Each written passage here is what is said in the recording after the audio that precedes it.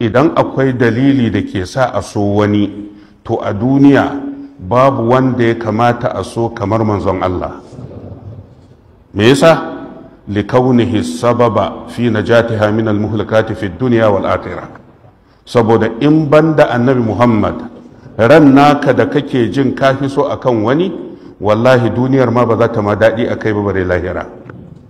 kaga kenan son annabi son sababi ne, sababi na tsirar ɗan adam daga duniya zuwa lahira.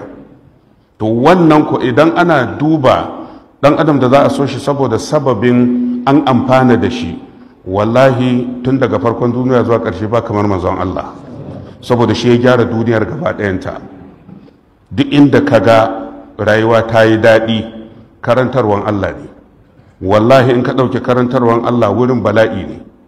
babu wanda ya kawo karantarwan Allah banda manzannin Allah, saboda haka su suka gyara duniyar ta yi daɗi, kuma su suka gyara lahira take daɗi. to ashe kenan in ma akwai wanda za ka so su ne, domin in ba don su ba son da kake makanka na banza ne. za ka yi rayuwa ne cikin halaka, ka koma kuma lahira ma cikin halaka. kaga sai na Umar sai ya gane son annabi son sababi ne, sababi na tsirar duniya da lahira.